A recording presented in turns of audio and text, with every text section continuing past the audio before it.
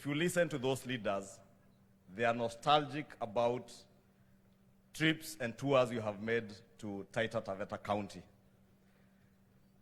Now, it was not lost on me that labda kwa miaka minne after 2017, kuna mahala nafasi ya maendeleo iliwapotea wana Taita Taveta na nchi yetu ya Kenya.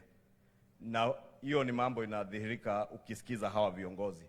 That we lost 4 years of work, 4 years of development, wakati tuliingia kwa siasa ambazo hazikuwa za kunufai taifa letu.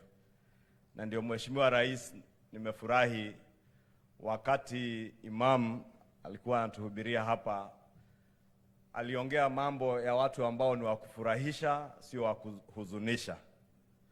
Akaongea mambo ya watu ambao ni wa kuridhika na sio wa kuasi mamlaka na mipango ya Mungu.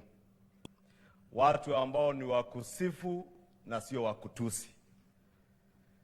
Na Mheshimiwa Rais, wakati nimewaangalia hawa watu wa Taita Taveta, nimeona Imam alikuwa anaongea juu ya hawa watu wa Taita Taveta. Kama kuna watu wa kufurahisha ni hawa.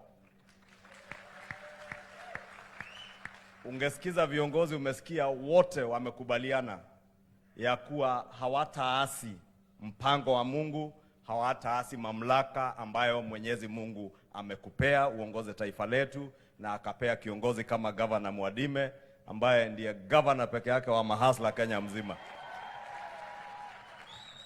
Mheshimiwa Rais, kama wewe ni rais wa mahasla, governor wa mahasla ni huyu Mwadime huyu. Na nasema ni governor wa mahasla sababu nimefanya kazi na yeye bunge, wakiwemo na hawa viongozi wengine akina Mwashako, mama wetu wa county, na wote wanapenda mahasla. Hata wa viongozi ambao wamechaguliwa hatamu hii ni watu wanapenda mahasla na wanapenda watu wa Taita Taveta. Na ndio wamesema wao sio viongozi waasi. Wao ni viongozi ambao wanaridhika na mamlaka na mipango ya Mungu, na nawashukuru sababu wameonyesha kuridhika kwao. Pia hata wasipokusifu, hawa sio watu wa matusi.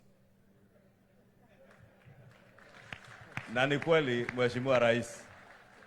Na nimeangalia nikaona MCAs karibu wote wako hapa, viongozi wote wa